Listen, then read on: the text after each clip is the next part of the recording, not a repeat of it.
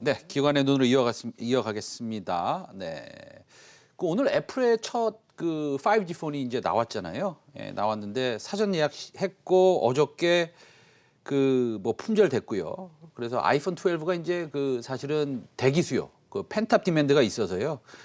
예, 슈퍼 사이클을 전망하기도 합니다. 그동안 이제 아이폰 애플 샵도 좀 닫았지 않습니까? 4월, 5월 달에, 6월 달도 그렇고요. 그러다가 이제 새로운 제품이 나왔고 상품이 나왔고 그다음에 5G도 된다 그러니까 이제 많이 팔릴 거라고 이제 보입니다.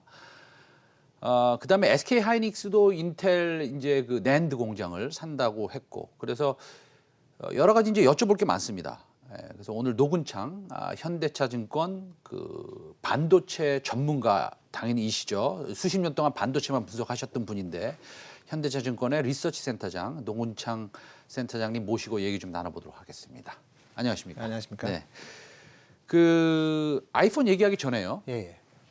사실은 아이폰 중요하죠. 예, 중요하지만 어저께 밤에 훨씬 더 중요한 얘기가 나왔지 않습니까? 예. 예, 인텔이 지금 시간외로 몇 퍼센트 빠지고 있습니까? 이것도 보여주실 수 있나? 인텔이 시간외로 아침에 봤을 때 한 4%, 10%까지 빠졌고요. 10%까지 빠졌습니까? 장으로는 플러스로 났는데 네. 이제 4분기 실적 좀 어둡게 얘기했고. 그리고 인텔이 근데 데이터 센터 얘기하던데 그거 좀 얘기해 주세요. 문제가 뭡니까? 인텔의 데이터 센터는 사실 서버 CPU는 여전히 시장 점유율이 90%가 넘습니다. 네. 근데 3분기 실적 악화는 철저하게 서버 수요가 줄어서 그렇고요. 네. 그래서 선행 지표라고 하는 타이완의 A스피드 같은 경우에도 매출액이 두 자릿수로 줄고 있는데 인텔도 어쨌든 2분기까지 워낙 이제 클라우드 사업자들의 데이터 센터가 많았는데 네네. 3분기까지는 또 클라우드 쪽은 또 매출액이 전년 동기 대비 한 15% 늘었거든요. 그렇지만 이제 일반 기업들 그리고 정부 이런 쪽에서 투자가 많이 줄고 있어요. 그래서 3분기에는 주로 클라우드 사업자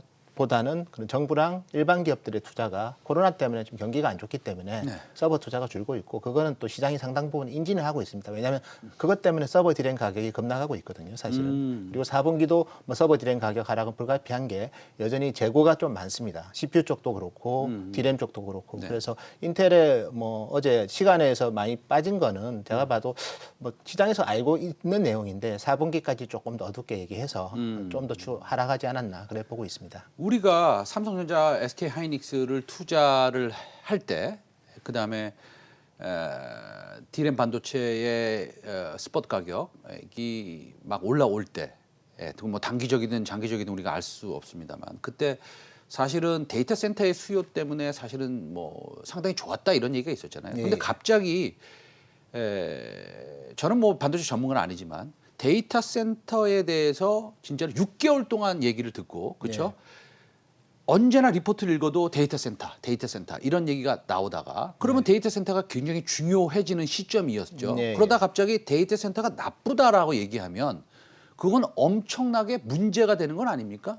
근데 사실은 서버 디램 가격이 네. 이제 7월부터 하락을 했습니다. 네. 그래서 서버 쪽은 재고가 특히 2분기에는 서버를 너무 많이 만들었어요. 네. 왜냐하면 우리가 경험해보지 못했던 이 코로나 팬데믹이었기 때문에 그렇죠. 뭔가 언택에 대한 인프라 투자 수요가 많을 줄 알고 서버를 지나치게 생산을 많이 했고요. 네네. 근데 실질적으로 그렇게 출하가 안 된 거죠. 그래서 그 재고 조정이 3분기에 있었던 거고, 그러면 서버 세트에 대한 재고 조정은 당연히 부품에 대한 재고 조정으로 가는 거겠죠. 네. 그러니까 당연히 인텔의 서버 CPU 마켓시어 90%가 넘으니까 네네. 강하게 3분기에 재고 조정이 들어간 거고, 네네. CPU 오더가 없는 거죠. 서버도 안 만들기 때문에. 네네네. 똑같이 4분기에도 그와 같은 상황이 이어진다. 네. 다만 이제 인텔이 고무적으로 얘기한 거는 애리조나의 10나노 CPU 공장, 작년에 이제 노트북에 들어가는 10나노 아이스레이크라고 불렀고 최근에는 타이거 레이크라고 부르는데 그쪽은 풀 캐파로 올라왔습니다. 네네. 그래서 10나노 노트북에 대한 수요는 또 좋다는 네. PC 쪽은 또 긍정적인 신호를 줬기 때문에 워낙 이제 주가의 스윙 팩터가 D램도 그렇고 CPU도 그렇고 서버 쪽이 워낙 수익성이 좋은 비즈니스이기 때문에 네. 이쪽이 회복이 생각보다 좀 더 더딜 수 있다는 것에 대한 신호 때문에 어제 네. 좀 감인 반응 보이지 않았나 그렇게 보고 있습니다. 그럼 어저께 좀 과민 반응이 보였다고 치고요. 그렇다고 해도 어저께 지금 시간외로 10%까지 빠졌다고 하는 인텔이 네. 사실은 우리나라 장이 딱 열리면 삼성전자하고 SK 하이닉스에 어느 정도 부정적인 영향을 줄 거라고 네. 감각적으로, 상식적으로 생각할 수 있는데 오늘 그렇게 빠지지 않아요. 사실은 조금 올라가는 거 있는 것 같은데 네. 왜 지금 그러면 부정적인 영향을 주지 않고 있느냐? 뭐 이 질문이 좀 이상합니까? 뭐 괜찮은 겁니까? 그러면? 예. 근데 사실은 우리가 SK 하이닉스 실적을 네. 사실 컨센서스도 그렇고 저도 그렇게 뭐 저는 좀 더 보수적으로 추정은 하지만 네.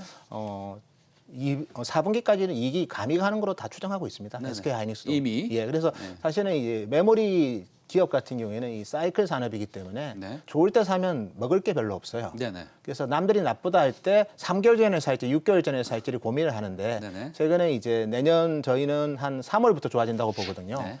그러면 대략 뭐 9월 달부터 주가가 움직였거든요. 6개월 전부터 움직이는 거는 네. 유동성이 풍부해서 그런 거고요. 네네네. 사실 유동성이 제한된 장이라면 네네. 아마 3개월 전부터 움직이지 않았을까. 네네. 그래서 저는 한 12월부터 하이닉스 같은 경우에는 저 본격적으로 사는 전략이 맞지 않아 했는데 네. 워낙 유동성이 풍부하다 보니까 네네. 좀 미리 움직인 측면이 있고 네. 그러다 보니까 그 같은 맥락에서 뭐 4분기 서버 쪽 안 좋은 거는 시장이 다 알고 있는 거죠. 네네네. 그래서 좀 반응하는 거고 또 하이닉스는 최근에 또 인텔 낸드 사업 인수하는 것 때문에 뭐 일부 가격 이슈 때문에 주가가 또 선조정 받았기 때문에 뭐 그거에 따른 또 반발 매수도 같이 있는 것 같습니다.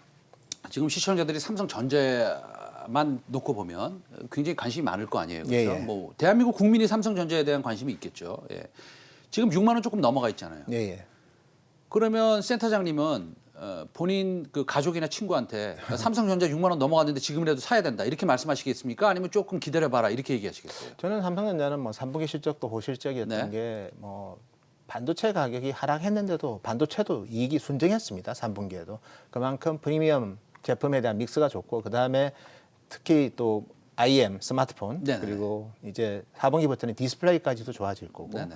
여기에 이제 삼성이 이제 2017년 4분기 시작 그러니까 10월 말에 네. 3년간 주주하는 정책을 발표를 했어요. 네네네. 그래서 이번에 다시 이제 3년이 만 지났기 때문에 네. 아마 다음 주에 저는 추가적인 3년간 주주하는 정책을 발표할 겁니다. 네네. 시장 친화적인 정책을 발표할 거고 네네네. 그다음에 자녀 재원이 있을 때는 특별 배당을 한다고 했어요. 아하. 그래서 특별 뭐 배당이든 뭐 소각이든 하겠지만 네네. 그 자녀 재원이 3년간 쌓인 게 있거든요. 네네네. 만약 투자자 입장에서는 그 3년 동안 배당을 한 번에 받을 수 있는 좋은 기회죠. 네네. 그래서 뭐 12월 말까지 네. 요즘 뭐 양도소득세 이슈는 있지만 12월 말까지 산다면 원래 분기 배당을 하지 않습니까? 네네. 삼성전자가 여기에 특별 배당까지 받을 수 네네. 있기 때문에 제가 뭐 저의 추정이지만 네네. 현재 주가 6만 원 대비 뭐 특별 배당과 분기 배당 합치면 디비던 일드가 한 2.5% 이상 나옵니다. 아, 뭐 IT 회사라서 참 괜찮네요. 상당히 짧은 시간에 그렇죠. 요즘 네네. 제로 금리 시대에 그렇죠. 상당하고 예. 그다음에 내년에 반도체 경기가 좋아지는 사이클이기 네네. 때문에 저는 뭐 6만 원 이상이지만 네네. 삼성전자는 저는 좀 더 긍정적으로 얘기를 할 수 있을 것 아, 같습니다. 그렇습니까? 그러니까 특별 배당에 우리 뭐 센터장님 추정이시지만 나와봐야지 알겠지만 그런 가능성도 좀 있다. 특별 네. 배당의 가능성도 있고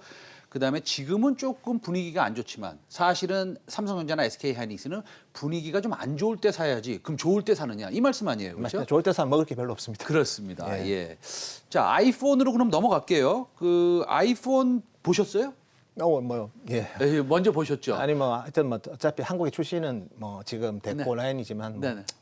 애널리스트들은 좀 먼저 보여줍니까? 그 미국 기업이 한국 기업한테 한국 애널리스트한테 먼저 보여주지는 않고요. 어쨌든 뭐 다양한 뭐 영상으로 봤으니까 알고 있습니다. 알겠습니다. 그럼 뭐 어떻게 디자인이나 뭐 이런 기능 같은 거 이런 뭐 혁신적입니까? 뭐 어떻습니까? 그냥 큰 혁신은 없죠. 네네. 뭐 스마트폰이 뭐 기존의 폼팩터가 변한 게 없고 네네. 다만 이제 다른 기업들이 갔던 길을 가고 있죠. 네네. 네트워크를 5G로 이제 서포트가 되고 그래서 5G 나올 때까지 기다렸던 대기 수요가 몰릴 거고요. 네네. 두 번째는 그 이번에 두 개 모델 아이폰 12 프로 네네. 그리고 프로 맥스 이 두 개 모델은 네네. 카메라가 4개가 들어갑니다. 아하. 후면 카메라가 이제 TOF라고 해서 네네. 증강현실이나 이런 거리 측정과 관련된 그런 아하. 카메라가 들어가기 때문에 네. 그런 쪽에 대해서 뭔가 좀 신기하게 생각하는 분들은 아마 이번 제품을 구매할 거라고 보고 있고요. 제가 이제 뭐 대만의 서플라이 체인 통해서 좀 체크해본 바로는 네네. 아이폰 프로 쪽은 대략 한 40% 정도 수요가 있는 것 같아요. 전체 수요를 저희가 4분기 생산량 기준으로 네네. 한 7,200만 대 보는데 그중에 한 40%가 프로 쪽에서 나오고 그중에 60%가 맥스에서 나오는 것 같고요. 네네. 대략 한 1,800만 대가 맥스에서 나올 것 같고 네네.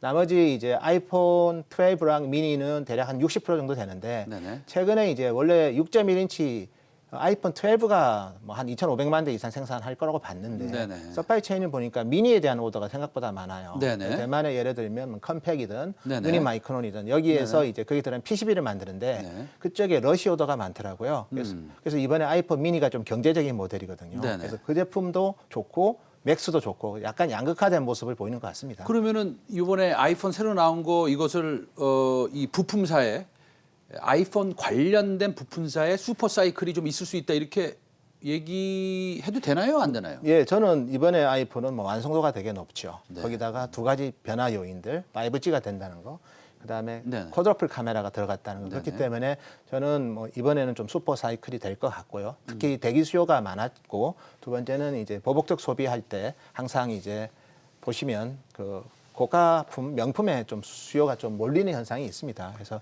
이번 4분기의 생산량은 전체 아이폰 12는 3분기, 4분기 합쳐서 한 7,200만 대 되지만 네. 전체 아이폰 네 것이 제품까지 합쳤을 때 전년 동기 대비 한 10% 성장할 것 같습니다. 그래서 8천만 그럼 대. 많이 성장하는 거예요? 어이구, 스마트폰 시장이 마이너스 어차피 성장하는데, 좀 약간, 마이너스 성장하는데 네, 네. 10% 성장한다는 걸 그렇죠. 아주 의미 있는 성장이죠. 작년에 재작년에 보면 한 4, 5% 마이너스 성장했죠. 그렇죠? 뭐 일단은 그 올해 상반기가 좀 급하게 심한 성장을 마이너스 성장을 그렇죠, 했고요. 그렇죠. 작년에는 그래도 소폭 플러스 성장을 했습니다. 아하, 그렇습니까? 그러면 1차 반응은 좋다고 보고요. 그러면은 그런 것들이 우리나라 부품사에는 좋을 것 같은데. 예, 예. 근데 우리가 BH 좀 보여주세요. BH하고 LG노텍 같은 거 보면 뭐 좀 뭐라 그럴까요? 좀 더 좀 이렇게 힘있게 움직여야 될 것 같은데 그렇지 않아요. 이게 시장 탓입니까? 아니면 어떻게 조금 왜 그럴까요? 저 최근 들어서 네. 그 일단은 아이폰의 그 패턴을 너무 잘 아는 거죠. 그래서 아이폰 나올 때 일단 한번 팔아줍니다. 그러고 나서 이제 아이폰이 성과가 나올 때 다시 사거나 아니면 성과가 나쁘면 안 사거나. 아하. 근데 이번에는 성과가 좋을 거기 때문에 아마 네네. 후행적으로 주가가 가지 않을까 그래 보고 있습니다. 그러면은 BH하고 LG노텍 같은 경우에 지금 조금 관심 가져도 뭐 괜찮겠네요. 네, 저는 뭐 긍정적으로 보고 있습니다. 알겠습니다. 긍정적으로 보신다. 근데 아이폰 12 시리즈가 또 이제 뭐가 있었냐면 과거에는 제 숫자가 제가 틀리겠죠. 이걸 다 제가 기억하지 못하니까 한 60% 올레드가 들어갔나요? 몇 퍼센트 들어갔나요? 작년 같은 경우에는 한 60% 맞습니다. 아, 60% 맞습니까? 예, 예. 근데 올해는 다 들어가잖아요. 100%죠. 100%. 이거 우리나라에 좀 좋은 겁니까? 부품사에 왜냐하면 어떻습니까? 그 올레드가 다 들어간다는 거는 리지드 플렉스가 다 들어간다는 말이고요. 네.